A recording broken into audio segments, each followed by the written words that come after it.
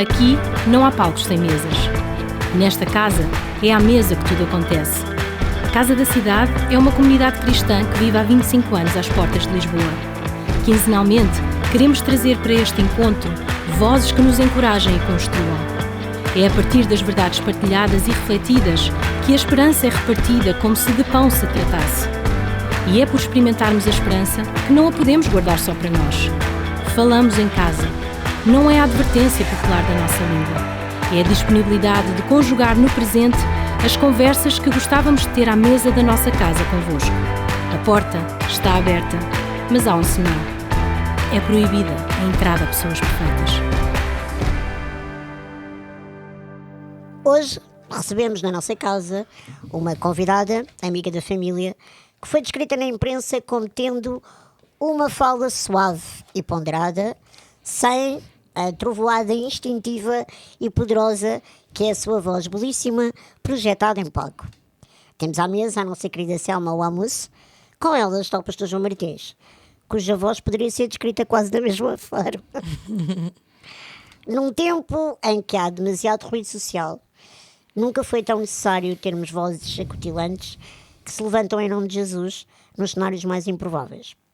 Se na Páscoa sublinhámos o que foi Deus por nós e no Pentecostes o que significa Deus em nós, à mesa do nosso podcast estão hoje dois corações com voz que derramam continuamente em tanto o Espírito Santo que os habita. De cada vez que, ano após ano, celebramos estas datas tão importantes para os cristãos, fica um eco a ressoar. E agora? Eu sou Mafalda Ribeiro, estou aqui hoje pronta para perguntar e para aprender com a Selma e a João. Bem-vindos! Olá! Bem-vinda, Selma. Obrigada, sinto muito honrada em estar aqui na vossa presença. Obrigada a vocês, os dois. Então vamos lá a isto. Vamos imaginar, Selma, que a única coisa que sabemos sobre ti é que és uma filha de Deus. Portanto, a partir daí, quem é Selma? Ai, que pergunta tão difícil, devia mesmo ter preparado isto. Quem é Selma? Não, sou filha de Deus, essa certamente será a minha identidade. Mas se calhar nesse seguimento assim mais espiritual, e vou entrar assim numa lógica totalmente espiritual, o meu pastor, meu pai pastor, o Jim Reimer, uma vez disse-me assim: Selma, tu tens um coração que ama tanto, sabes porquê? E dizia ele, e ele citou Lucas, né? Quem muito ama é porque muito foi perdoado. E eu sou uma pessoa que foi em muitas coisas perdoada. E eu vejo essa como uma das minhas grandes identidades, que é o perdão gigante de Deus, que se calhar para a maior parte das pessoas que olham para mim ou para a minha vida e pensam, também ela é toda bem comportada. Mas há algo que eu sei, que eu em muito fui perdoada. E por isso eu acho que eu sou uma pessoa que ama muito e que tem assim, talvez se calhar uma largueza, um receptáculo um bocadinho maior, mais alargado, para não apenas para me comover e como diria um pastor de quem eu gosto muito, mover-me de compaixão. mas eu acho que é isso. A Selma é uma filha de Deus que foi muito perdoada e que por isso sente que tem essa capacidade de amar, de se preocupar, e nas várias tarefas que tem, consegue ter esta presença constante de Deus a incomodar-me com o seu amor. E tudo aquilo que eu faço, e todas as movimentações que eu faço, sejam elas sociais, sejam elas solidárias, não são porque me apeteça, porque na maior parte das vezes eu ando cansada e muito ocupada, são mera obediência porque eu me recordo de que em muito fui perdoada e que Ele me amou muito, e por isso eu posso amar muito e eu posso encontrar espaço para os outros. Então eu sou a Selma, filha de Deus, muito perdoada, que é muito amada, mas que também procura amar muito. E depois sou uma mulher moçambicana, mãe de 4 filhas, com muitos filhos. Tenho muitos filhos no gospel, tenho muitos filhos no louvor, que é o ministério que eu dirijo, tenho muitos filhos na vida, no mundo também, muitas pessoas que vou tentando estar perto, mas é isso. E sou moçambicana, já disse que sou moçambicana. Pronto, então. Mas é porque eu gosto muito de dizer que sou moçambicana. É isso. Faço-lhe a mesma pergunta, João, no esvaziamento de todas as coisas que consideramos sempre que os outros sabem a seu respeito. Ser o pastor sénior e não o principal. Eu decorei isto. Da Casa da Cidade. Isto é aquilo que salta sempre à vista, não é? As pessoas sabem isto. E depois sabem outras coisas. Na verdade, eu nem sou o mais velho. Nisso é mais velho que eu. Ou seja, aquilo que nos traz aqui também à mesa, e já vamos, se calhar, também perceber porque é que se calhar isto vos aproxima e outras coisas, não é só estarmos efetivamente ligados por Deus, mas em que medida é que a sua história pessoal de conversão determina a voz do João hoje?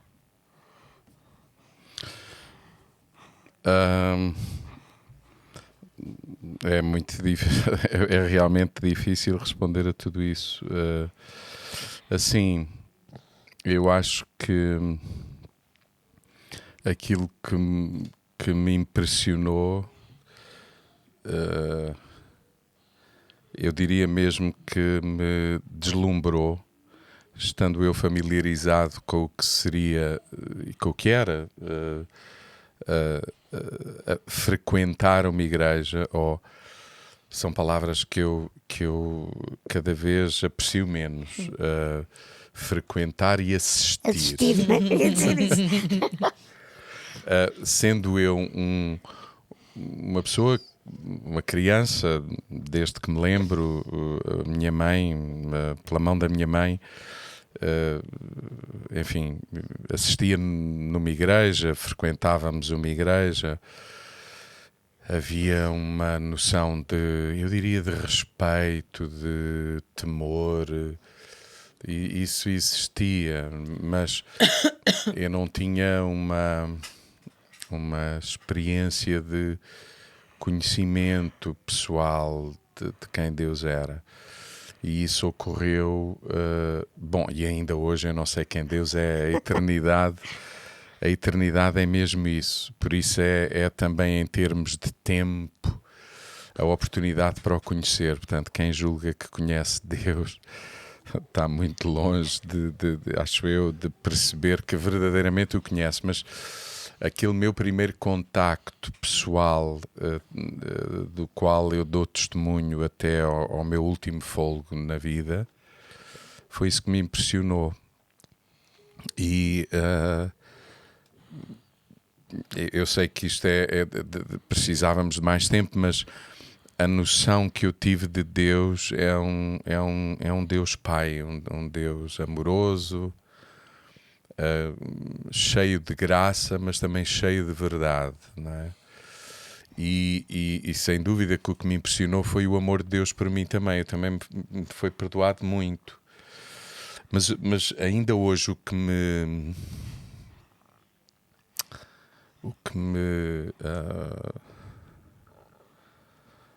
por exemplo, como agora,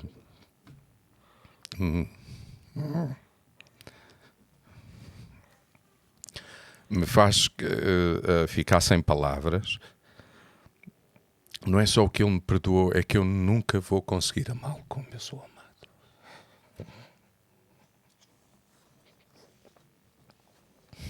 Não é possível. E aí tem que haver rendição, não é? Não é explicação, é rendição. Então, eu acho que a minha vida, com altos e baixos, com momentos com mais lucidez, menos lucidez, anda normalmente nessas ondas, não é? Daquele vislumbre de quem Deus é, dizer Ele é ou não. Ele pode ou não. ele consegue, eu não é? Então, ao mesmo tempo é isso, é saber que um filho amado de Deus, num processo de altos e baixos, vai sendo transformado à imagem do Pai, até porque este Deus Criador decidiu revelar-se por aquilo que queria e por intermédio dos seus filhos, não é? Então é isso. Cada vez estou mais contemplativo, por exemplo, e cada vez é mais esse o meu desejo, e que extrapola o púlpito, por exemplo, não é? Cada encontro, o que é que a gente pode revelar de Deus, não é? Porque às vezes as pessoas vêm ter com um pastor, não sei se é isso com a Selma ou contigo, Mafalda, mas as pessoas vêm ter com um pastor na expectativa de que a gente tenha solução para eles, e tudo aquilo que a gente tem para eles é levá-los para onde a gente também quer estar, não é? Na presença de Deus, quer dizer, não, porque eles estão à espera de uma receita, de um ato mágico, não é?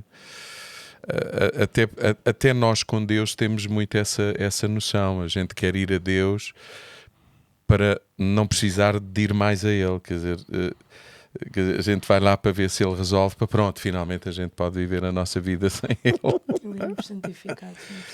Então, é isso. Então, acho que vocês acabaram por os dois tocar nos mesmos pontos e chegaram logo a iniciar aquilo que eu acho que vos liga e que tem em comum, que é esta, por causa do vosso trajeto, da vossa conversão pessoal para lá das convenções e do que é formatado. Isso determinou a voz de Deus em vocês e a voz hoje que vocês têm com os outros. Eu não gosto de usar também há palavras que eu não gosto nada, não é? A palavra para a Selma, que tem uma carreira mais pública na música, mediático, se calhar para o Pastor João, que toda a gente sabe quem é o Pastor João, a palavra carismático, que eu também não gosto nada, mas os dois são pessoas de impacto e de influência, no bom sentido da palavra influência, e não os influencers digitais. Selma, olhando para aquilo que tu fazes, com aquilo que tu és, a Jesus, consideras-te ou consideram-te uma ativista? Isso é um grande palavrão. É, não é?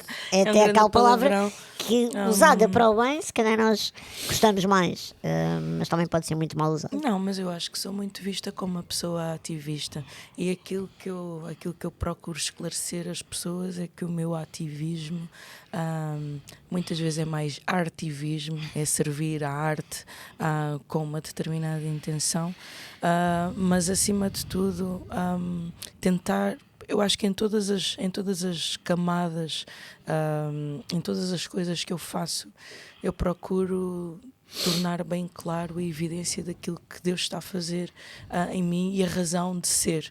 Eu não sou uma ativista política, eu não sou uma ativista necessariamente social, mas se calhar até posso considerar um bocadinho mais ativista social, mas por causa daquilo que Ele fez em mim, por causa do amor que Deus tem em mim, eu não consigo ficar indiferente.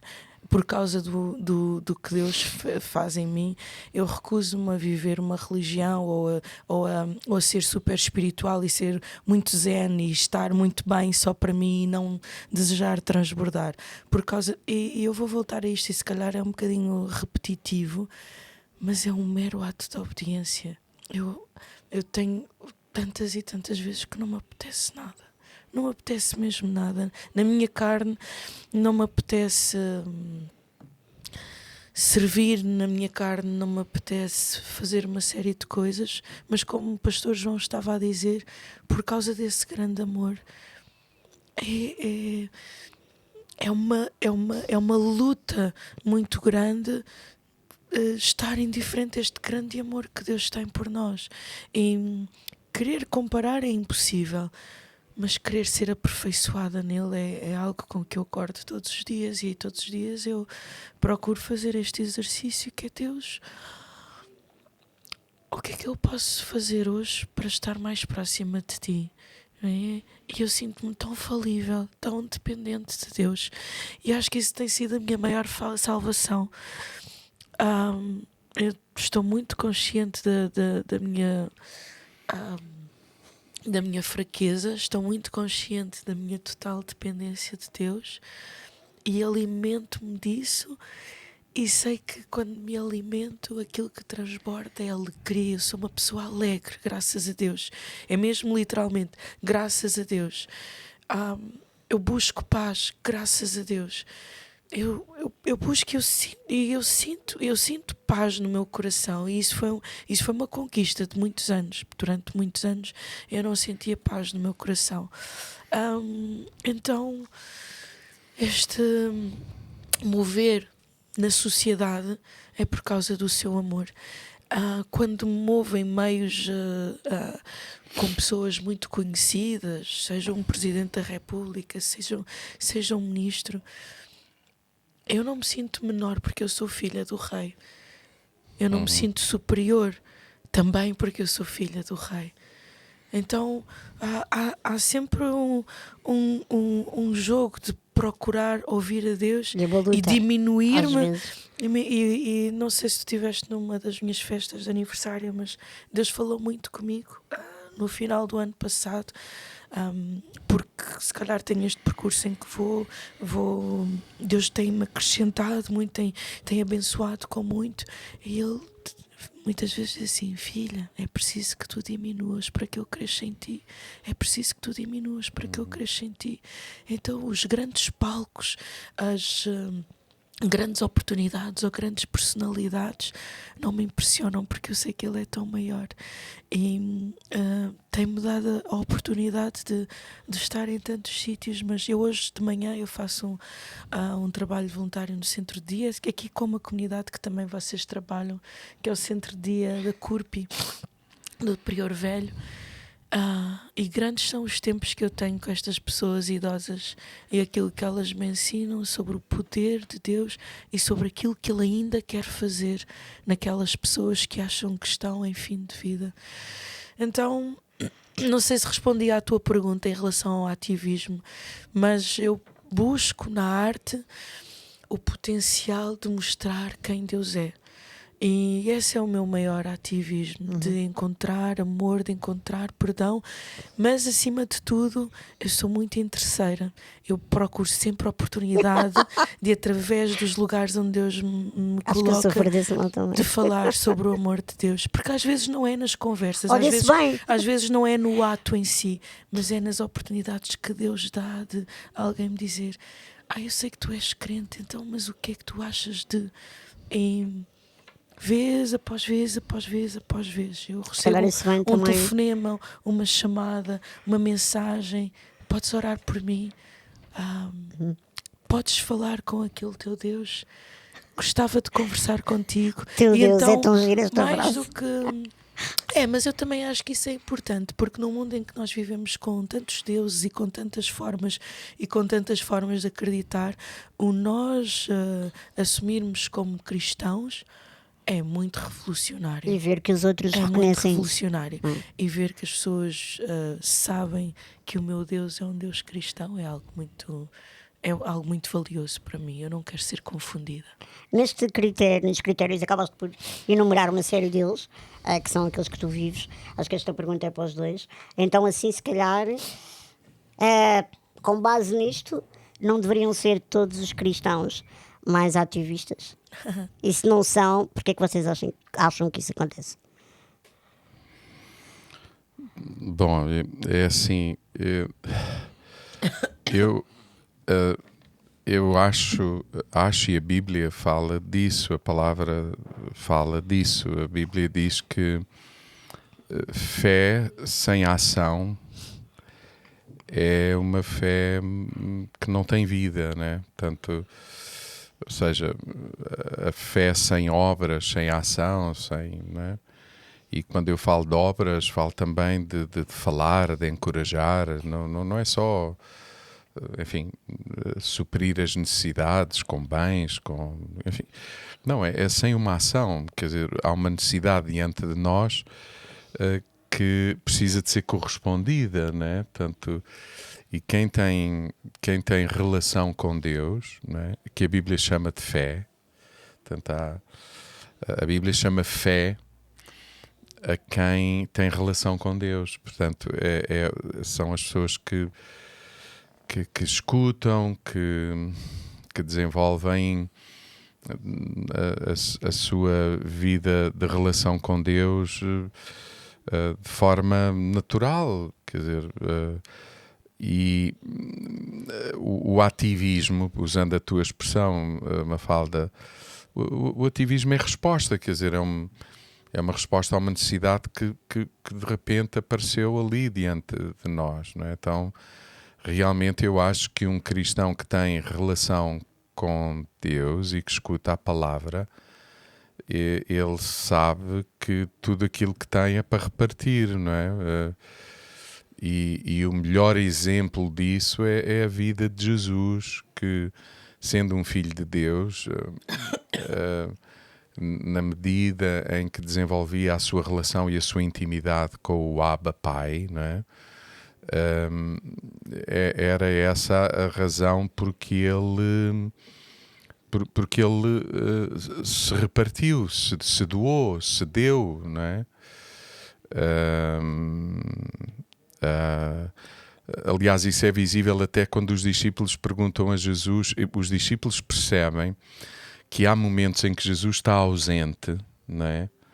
E que nada acontece, parece que nada acontece, mas quando ele aparece, os discípulos têm duas perguntas para fazer. Uma é: de onde é que ele veio? E porque é que quando ele aparece, parece que há atividade, que há uma relação, que há uma resposta, não é? Por isso é que eles pedem a Jesus: ensina-nos a orar, porque eles já perceberam que quando ele desaparece é para ter intimidade com o Pai, não é? Para as tais, aquilo que a gente chama as práticas espirituais. Ainda recentemente estivemos a refletir sobre isso. Mas não é as práticas pelas práticas, são os meios pelos quais a gente desenvolve a nossa relação com Deus, não é? A oração, a meditação, a solitude, o serviço. Olha aí, olha ela a pôr-se a jeito para ouvir Deus e para ver uma necessidade e ativamente entregar. Tá a ver? O serviço é uma prática espiritual. A generosidade, por exemplo, dar extravagantemente do que temos, não é só dinheiro, é também tempo. Darmo-nos. É isso, é porque quando a gente se dá o que tem no bolso, mas algumas vezes a gente só dá o que tem no bolso, para não nos darmos, não é? Então, e desde já parece-me que vale a pena, não é acusar, o registro não é de acusação, mas uma das razões porque tanta gente se diz cristão, mas que não entrega, é se calhar, nem é tanto porque não tem vontade de entregar, é talvez porque ainda não entendeu a necessidade, ou ainda não percebeu, ainda não experimentou, ainda não saboreou para perceber que é bom ter relação, intimidade com Deus. E eu não estou a falar de culto. Por exemplo, o culto também é uma prática espiritual para ouvir Deus, conhecer Deus, para também dar, não é? Mas é uma prática entre muitas outras que já nomeámos: a oração, a meditação, o jejum, a generosidade, o serviço, não é? Tudo isso é aí. Portanto, os discípulos perceberam que há momentos em que Jesus não está onde é que ele anda, e lá vem ele da montanha, acordou cedo e vem de lá agora, e há qualquer coisa que está a acontecer, não é? Aliás, essa é a razão também porque esta coisa de sermos cristãos surgiu pela primeira vez no texto bíblico, não com os cristãos a dizerem que nós somos cristãos, mas antes com as pessoas todas à nossa volta, diz assim: está aqui outro como Cristo. É quase assim. Eu acho que o Império Romano dizia quase assim, e o poder religioso, não é? Diziam assim: como é que foi possível? A gente matou um e parece que isto parece uma praga, não é? Só que a mim parece-me que, de acordo com o livro dos Atos, a igreja, os cristãos, tinham essas práticas no seu cotidiano, tinham aprendido com Jesus. Os apóstolos lembravam que tinham a sensação. Por isso eles perguntavam, como é que tu oras? Há aqui qualquer coisa que acontece. O que é que tu vais fazer para o monte? Não é? E é muito bonito que o Senhor, a dada altura, até diz assim, olha, o básico, para quem quer saber como é que a gente há de ter alguma coisa para dar, é observem os lírios do campo. Escutem os passarinhos a cantar. Talvez vocês tenham alguma coisa para entregar.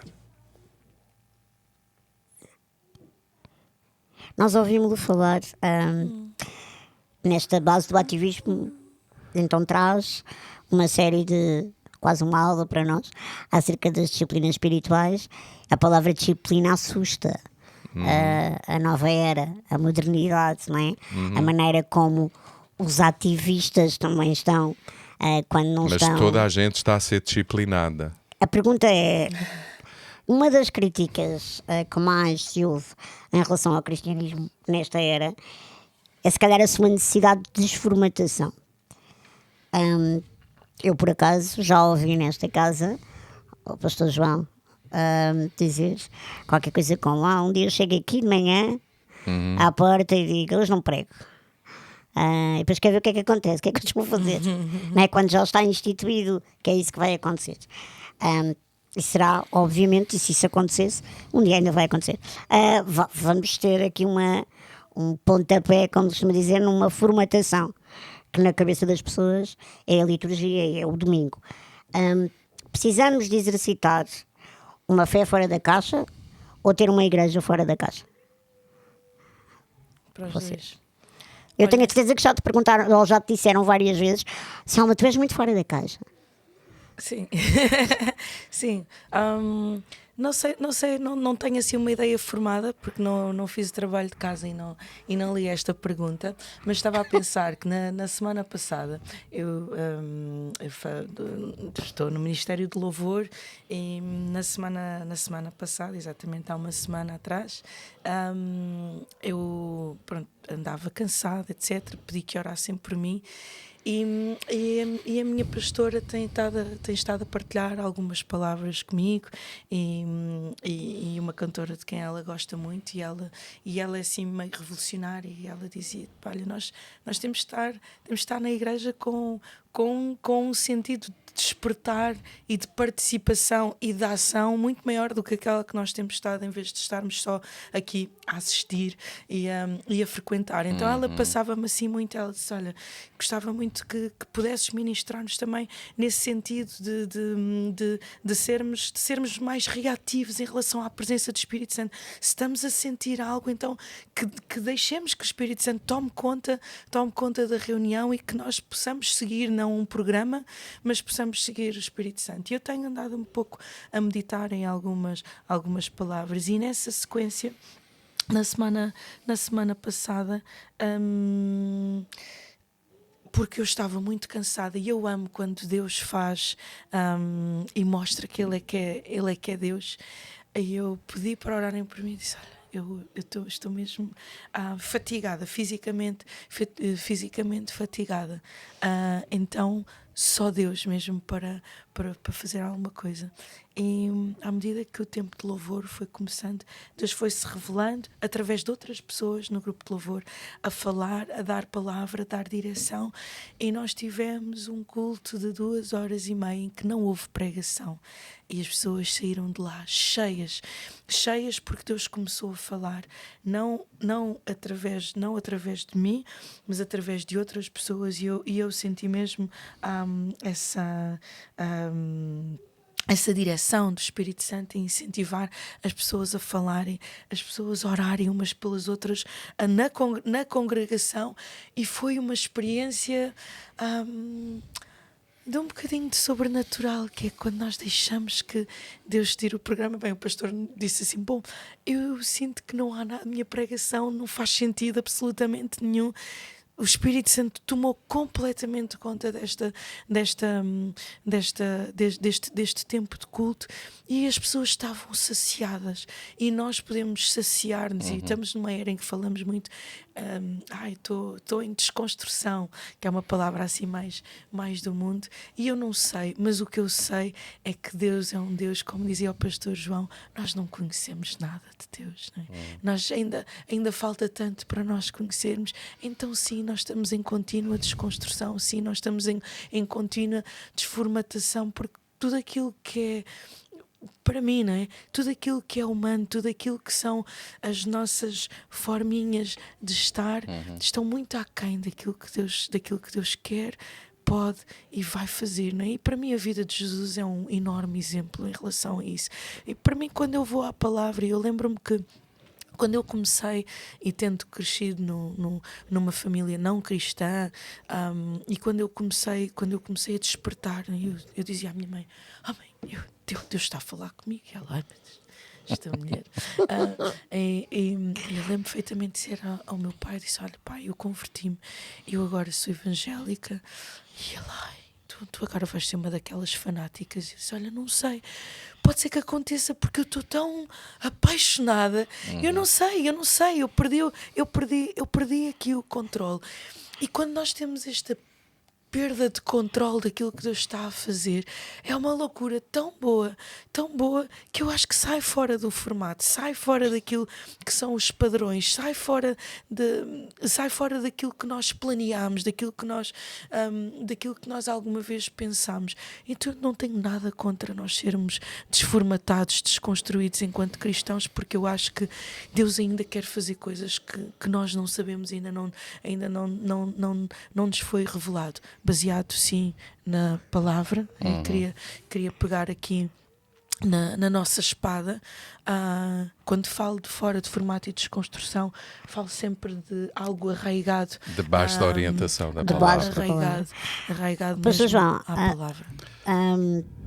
Ouvimos a Selma, dizemos amém, isto faz tudo muito sentido para nós que estamos dentro.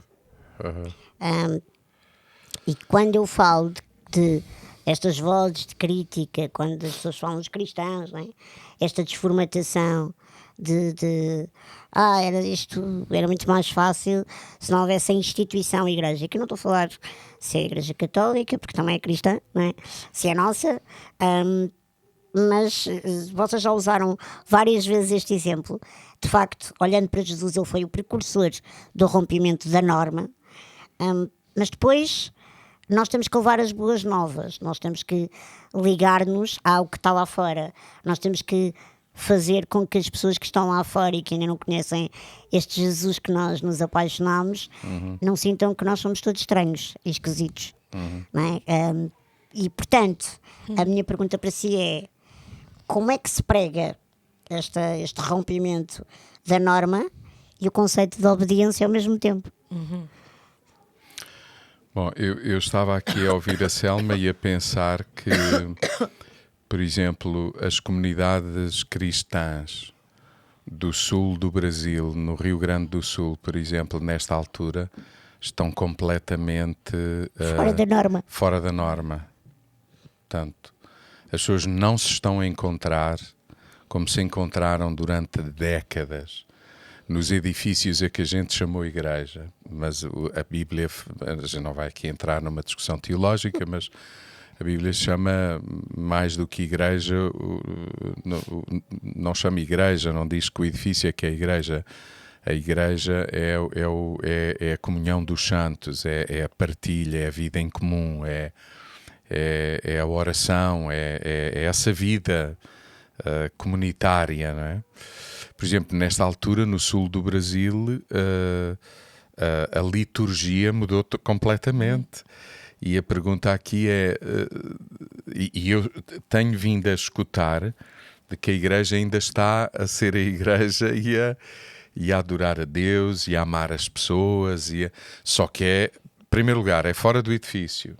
Segundo lugar, eu ouço que os edifícios, por exemplo, muitas das comunidades, dos edifícios das comunidades cristãs no Rio Grande do Sul, são hoje armazéns de comida, pontos de socorro, dormitório para milhares, centenas de pessoas.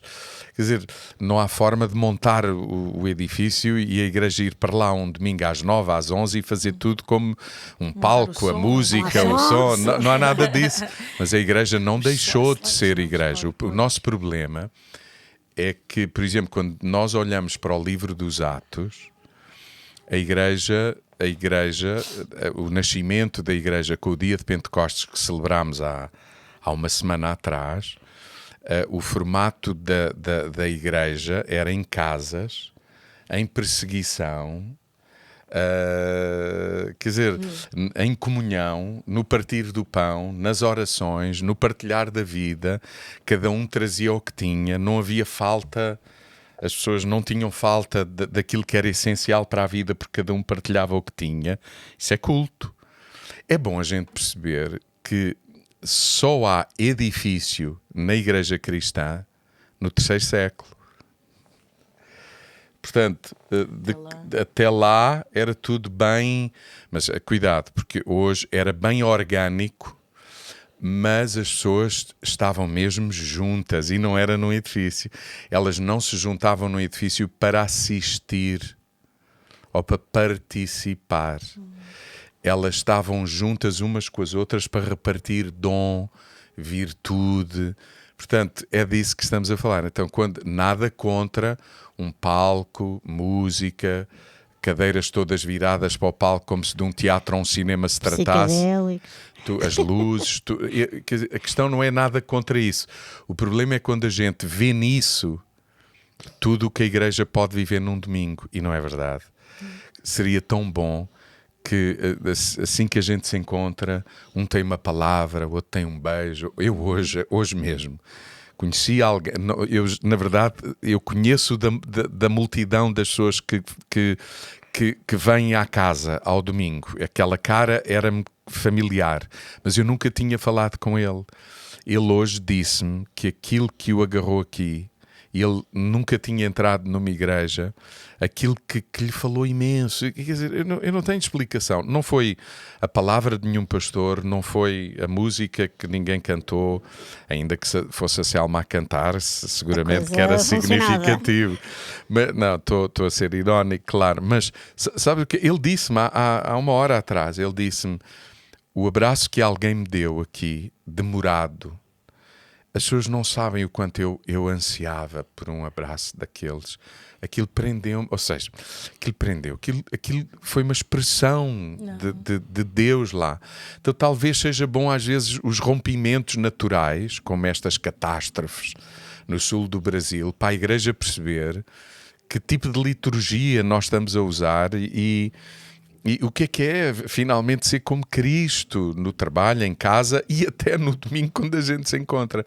Por isso é que eu já disse realmente mais do que uma vez, que um dia destes dá-me na telha, chego e digo, olha, hoje vamos virar o auditório, 3, 4 cadeiras, cada um partilhe com essas 3, 4 pessoas o que ouviu esta semana de Deus, que versículo mais lhe tocou, que partilhe uma necessidade, porque, por exemplo, as pessoas não partilham as suas necessidades no domingo. Você percebe as aflições, como tu fizeste, Selma. No ensaio tu dizes, eu hoje estou mesmo a precisar que orem por mim. Na realidade, no próprio púlpito disse... Então imagina, o pastor chegar e dizer assim, eu não estou em condições de pregar. Alguém pode vir orar por mim? Alguém tem uma palavra para a família? O problema é que a gente já nem entende a igreja como família. Entende o momento da celebração como um quê? Vimos ao supermercado? Não sei, quer dizer... E é legítimo, quer dizer, é legítimo. Se eu vou à padaria para buscar pão, também era suposto que as pessoas, quando vêm à igreja, fossem para buscar Deus, né? O problema é que às vezes aquilo que a gente tem para entregar é o quê? Performance? É o quê? Nada contra, Selma. Sim, não, mas nada. Eu sou completamente não, eu fico encantado adepta, com excelência, com a tua voz, vozes como tu percebes, mas a vivência por trás daquilo que a gente está ali a fazer, é isso que passa, sabes? É isso que passa. A graça, a unção, Tu sabes? Eu não vou para a igreja por formar. É, eu vou para a igreja em temor sempre a pensar, Senhor, o que é que eu posso para ser e repartir, o que é que eu posso dar, claro, o que é que eu posso ser. E para responder à pergunta da Mafalda, que acho que ambos fugimos, eu acho que é isto, o maior radicalismo. Estão perdoados, não é? Estou a aprender. O maior radicalismo se eu fugir, do não dei por isso. É porque ela queria mais falar em relação às pessoas lá fora e de como é que elas veem todos estes rituais e como é que nós podemos chegar até elas. Mas eu acho que o maior radicalismo do cristianismo não é apenas para quem está fora, eu acho que é também para quem está dentro, que é mesmo esta revelação da comunhão e do poder do amor de Deus através da comunhão.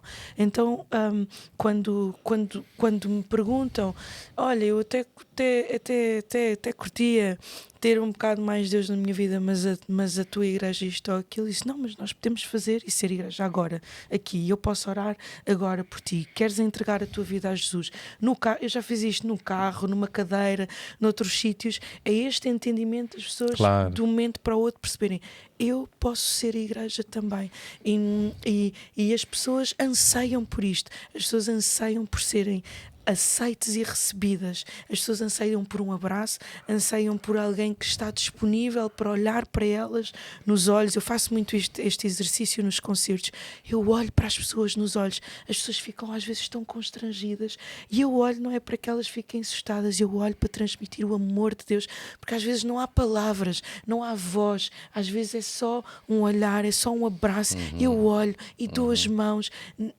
na convicção de intimamente eu estou a orar e a pedir, Deus, mostra-te através deste olhar. As pessoas sentem-se invisibilizadas. Então o maior radicalismo que nós podemos ter fora e dentro da igreja, para mim, é ser amor, mas neste sentido mesmo de comunhão, de fazer as pessoas sentirem parte, de fazer com que elas sintam que se tu deres este passo, tu fazes parte de uma família. Deus ama-te, mas precisas dar um passo, precisas de uma ação. E a partir desse momento nós somos família, nós somos irmãos. E depois é o Espírito Santo que convence à obediência, tal como tu estavas a perguntar, não é? É o Espírito Santo. Eu não convenço ninguém a nada a viver em obediência. É a sede e a fome de querer ter mais deste Deus que nos faz desenvolver uma cultura de curiosidade perante a palavra, uma cultura de curiosidade perante os testemunhos da vida de outras pessoas que nos vão transformando. Hoje, e só para terminar, hoje fui almoçar com uma pessoa com quem estou a desenvolver uma comunhão, e uma partilha que me dizia, o teu marido tem um ar tão pacífico, é tão querido, ele já deve ter crescido na igreja. Eu disse, não, ele tem aí no máximo 7 anos de conversão, não é? E ela disse, a sério, pai, ele parece completamente embebido em Deus. E como Deus nos transforma quando nós desejamos, não é?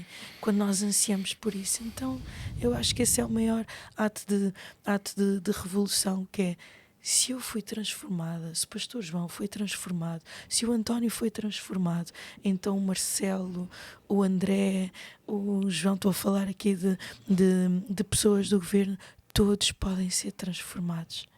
E esse é o maior radicalismo. Nós, quando pensamos nisto tudo, quando há bocado falávamos do ativismo, daquela coisa do, então se sentimos que há mais cristãos a assistir, a frequentar, aquilo que tu estás a querer dizer é que o que nós temos se calhar que trabalhar não por apetites, mas por obediência, é a tal ousadia, intencionalidade, ir ao encontro do outro, olhar para o outro, dar a mão, orar e não esperar que haja as condições favoráveis, não é? O propício, a liturgia, o culto, a igreja sequer, que haja uma guitarrinha, uma música ou um palco onde isso é esperado que aconteça, porque Jesus também trabalhou sempre fora da norma e no extraordinário, não é? No inesperado. Jesus ia muito longe. Jesus dizia assim para os discípulos, mas também para quem o queria seguir. Jesus dizia que segui-lo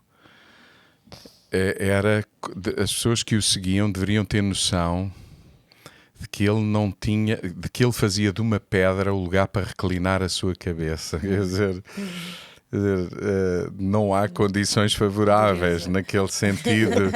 É mesmo para experimentar. E dormia em qualquer lado. Sim, Descansavam no Pai. Não, que isso é uma coisa verdadeiramente. Se Jesus é a encarnação de Deus e é aquilo, no nosso entendimento. Ele não era só ele, a gente às vezes diz ele não tinha castelo, ele não tinha casa, ele não tinha palácio. Não, ele não tinha casa. A gente não sabia onde é que quem seguia Jesus não sabia onde ia dormir, quer dizer, eventualmente, em alguns momentos, nem sequer onde reclinar a cabeça. Eu estou a imaginar Jesus a dizer assim: bem, eu hoje preciso de uma pedra maior porque vão estar duas cabeças aqui ao meu lado, quer dizer. É essa noção, não é? Então, eu posso ir a um palácio, posso ir a um lugar qualquer, mas ainda com esse entendimento. Onde é que está alguém que precisa daquilo que está em mim, não é? E ter noção que o maior prazer de Deus é abençoar-nos para sermos... para abençoar, não é? Não é acumuladores de programas... enfim, não é assistir. Não. Então onde é que assistes? Né? É muito comum entre os irmãos dizer: então onde é que assistes? Onde é que tu percebes? Estás a ir onde agora? Estás a ir aonde? Estás a ir aonde? Não é isso. Enfim, o belo da vida cristã é realmente sermos desafiados constantemente a sermos isso, canais de alguma virtude de Deus que possa existir na nossa vida, não por mérito próprio, mas pela sua graça. Pela nossa disponibilidade em ir, não é? Eu ontem partilhava um texto, aquelas minhas reflexões das redes sociais que o João Martins às vezes lê, porque ele não gosta das coisas. Rarissimamente. Falava muito desta coisa da importância da palavra ide e da palavra vinde, não é? Jesus usou muitas vezes o vinde, mas aquilo que ele pediu de nós foi que ide, não é? E nós às vezes estamos sempre a dar desculpas para que sejam os outros a vir, e nós estamos no nosso palácio. E não interessa a minha reflexão, podem ir todas as redes sociais depois ir à procura dela, mas aqui eu queria pegar nesse ir e também na ousadia e na intencionalidade nisto tudo que estamos aqui a falar. E assim há um bocado falava de algo que é muito difícil para nós quando temos este fogo, esta paixão, nós há bocado falávamos disto até em off, Pastor João, que é até onde é que vai. Qual é a linha que separa a nossa ousadia, ou esticar a passadeira, ou esticar a mão e entender, saber ler e escutar o que é que o outro precisa, com que ritmo, qual é o tempo dele. E sabermos sempre que no final quem convence é o Espírito Santo, não somos nós. E tu dizias isto há bocado, Selma. Eu li numa entrevista tua, que eu sou uma pessoa que às vezes lê assim umas coisas tuas, que tu dizias, pronto, passo aqui a confissão que eu disse que era a tua Holy Stalker, não é? Aquela coisa, eu tenho que ser amiga dela, e aconteceu. A respeito do teu propósito, que tu dizias qualquer coisa como: podes falar de uma forma muito natural das coisas de Deus e levar esse Deus cristão à vida das pessoas que à partida estão fechadas, são agnósticas, ateias ou até místicas. Eu sinto efetivamente que essa é a minha missão. Não é ser uma pregadora de agarrar nas pessoas e dizer: agora vem para a minha igreja. Como é que na prática se gera essa coisa de estar mergulhada no mundo sem ser do mundo? Tu já falaste aqui várias vezes desta coisa de estares continuamente com muitas pessoas que não vivem, que não conhecem, que não sentem, que não reconhecem ou vivem rendidas àquilo que nós estamos aqui à mesa a repartir. Acreditas que é na união da diversidade que nós podemos de facto abrir o maior caminho da conversão a Cristo? Não sei, eu sei que me preocupa muito mais as vidas das pessoas do que Que é que elas aumentar, são? ou seja, o meu id será para pregar estas boas novas e colocar uma semente, e o Senhor sabe para onde elas vão, se vão para a igreja X ou Y. Nunca tive uma visão de vou chamar estas pessoas para o número de membros da minha igreja aumentar. Para eu engordar, não é? Para engordar. Preocupa-me a salvação das pessoas, preocupa-me a vida das pessoas, e a forma como eu lido com isso é obviamente com alguma dificuldade, porque estou muitas vezes em lugares menos fáceis, e eu tenho uma grande dependência que é não só de Deus, mas de Deus através de outras pessoas. Então eu estou, graças a Deus, numa comunidade que ora muito por mim e que intercede muito por mim e que está na brecha por mim, e para mim é fundamental ter pessoas que estão à minha volta, que oram por mim, oram por oportunidades de falar de Jesus, oram pela minha proteção, oram por aquilo que eu vou dizer, oram para que eu tenha um coração humilde, oram para que eu possa ser uma pessoa quebrantada, oram para que eu não me deslumbre com as coisas, oram para que o meu ministério cresça. E o meu ministério é ser cantora, e o meu ministério está fora das quatro paredes. E graças a Deus tenho vivido sempre numa igreja em que as pessoas me puxam sempre para fora. Nunca alguém me disse: pai, tu agora devias só fazer canções, Senhor, o meu desejo. Não, sempre foi: onde tu estiveres, sê luz, e traz a luz para esses lugares. Então o eu ter irmãos na minha fé que oram, intercedem por mim, enviam-me um versículo, estão atentos àquilo que são as minhas necessidades. E eu também confesso, eu sou uma pessoa que quando preciso eu peço, eu procuro fazer este exercício de eu não estou bem, eu preciso de oração nesta a tal área. vulnerabilidade. Então eu sou muito vulnerável, sou mesmo muito vulnerável, e isso acho que de alguma forma tem aberto portas, mas eu sou muito grata aos meus pastores, à minha igreja, à minha comunidade, que é uma comunidade que vive muito para fora, e como é uma igreja que sempre foi muito virada para as missões, está habituada a largar as pessoas, a não tê-las assim agarradinhas, e sinto-me uma missionária na minha profissão. Sinto mesmo que Deus me deu esta profissão, porque de alguma forma é uma espécie de missão que me dá em todos os lugares que eu vou. Às vezes cumprir a missão, outras vezes não cumpro, porque a minha carne fala mais alto.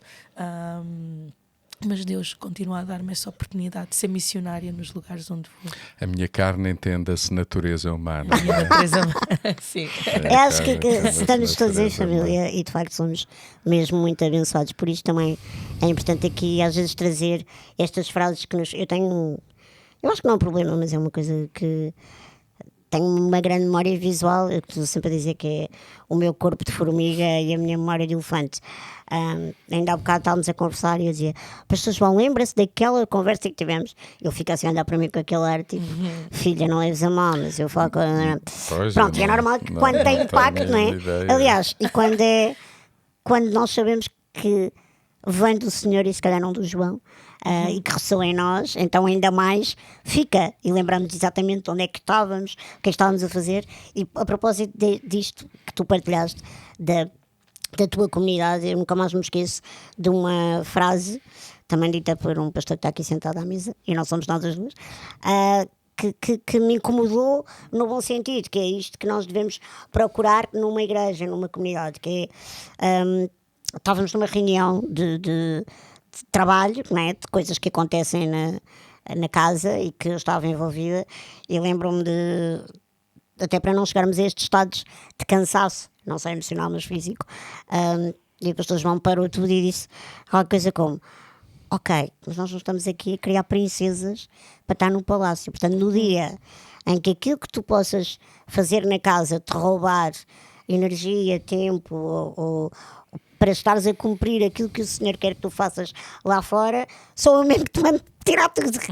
E, ou seja, porque às vezes nós temos esta dificuldade em dizer não é? Em sermos seletivos e olharmos para tudo e pensar onde é que eu sou precisa. onde é que Deus me quer, onde é que eu tenho que ir neste ministério itinerante. Portanto, vocês disseram que não prepararam isto, mas eu acho que Deus preparou por nós, porque vocês de facto não leram as perguntas, mas hoje já falámos muito por causa do que tu viveste nestes últimos dias, por causa daquilo que se calhar nós na casa também temos vivido em vários contextos, na palavra cansaço. E a pergunta que eu tinha preparada para fecharmos é esta: como é que não nos cansamos de fazer o bem naquela que é chamada a sociedade do cansaço? Eu sei que se calhar vamos ser todos redundantes outra vez, mas a Bíblia diz para nós não nos cansarmos de fazer o bem. Mas como é que se faz quando estamos drenados, esgotados, cansados? Bom, duas coisas. Eu acho que a Bíblia diz isso por algumas razões. Em primeiro lugar, várias. Em primeiro lugar, dizer assim: hoje a desculpa do cansaço, hoje o cansado é desculpa para nada fazer. Para não fazer, para não ir, para desresponsabilizar. Exatamente. Estou cansado. Exato. Mas assim, quando o texto nos dá essa exortação, e não nos cansemos de fazer o bem, porque a seu tempo colheremos, não é? Então, não é só o fazer o bem, é o saber que há um fruto, que há um resultado, e nem é só na vida do outro, é também na nossa própria vida. É na medida também que a gente ultrapassa o cansaço de hoje, que amanhã consegue ir um pouco mais além, percebes? Eu tenho um amigo, por sinal é pastor, é o Jorge Humberto. Ele esteve recentemente a partilhar connosco exatamente isso. Ele está-se a preparar para fazer uma maratona, para correr uma maratona. Já correu mais do que uma. E ele está precisamente a falar disso. Quer dizer, o treino tem mesmo a ver com isto. É a prática de correr até a gente perceber que não aguento mais. Mas é justamente porque foi um pouquinho mais à frente que no outro dia ele já faz esse pouquinho que ontem foi mais à frente, mais fácil do que fez ontem. E é assim que se vai andando ao ponto de chegar a um momento onde ele diz: estou pronto para fazer esta corrida. E ele diz, e a partir do momento que a gente ultrapassa isso, é que vai mesmo até ao fim. Quer dizer, é que vai mesmo até ao fim. Então esta coisa é como o corajoso. Há uma série de gente que acha que o corajoso é a pessoa que não tem medo. Não. O corajoso é aquele que, apesar do medo, vai. Pronto. O cansaço quer dizer, experimentar Deus no cansaço é também muito, muito bom. Pode ser muito bom. Porque é aí que a gente percebe: uau, olha o que eu perderia se não entregasse o que eu tinha para entregar. Mas olha, o que eu ia dizer era mesmo isso, que é, quando eu li no outro dia uma coisa que falava sobre cansaço, era uma passagem que alguém estava a partilhar comigo, e então era um texto que dizia: bem, cada vez que Jesus fazia um milagre, saía virtude dele. Ele dizia mesmo que sentia que saía virtude dele. Né? E no meio do nosso cansaço físico, e tal como eu estava a dar o testemunho da outra semana em que Deus fez, Deus operou, há um lugar também de dependência em que a virtude de Deus sai no meio do cansaço, e nós percebemos: eu tenho vida e sou renovada no meio disto, de fazer o bem, de continuar a seguir o propósito de Deus, etc. Eu pelo menos sinto um gozo muito grande quando há. Eu acho que é nessa dimensão que a gente experimenta aquilo que está escrito, que é mais bem-aventurado dar do que receber também, pelo que se recebe, pelo que se dá. Eu acho que isso é bem, enfim, é bem relevante, bem importante. Por outro lado, eu acho que nós temos que ter noção de limite. Portanto, há cansaços que são um profundo desrespeito para com Deus, que nos formou como cada um de nós está formado. Portanto, o dormir, o partilhar, o pedir para orar, o ser vulnerável, como a Selma estava a dizer, isso poupa-nos de muita fadiga e de muita solidão. Não comparar, não achar que é a mesma coisa. Uma coisa é solidão, outra coisa é solitude. Ninguém vive em solidão, mas todos os que vivem precisam de alguma solitude, de algum descanso, não é? Para se entregarem mais ainda. Portanto, a vida daqueles que têm Deus é a vida daqueles que até partem para as tarefas a partir do descanso.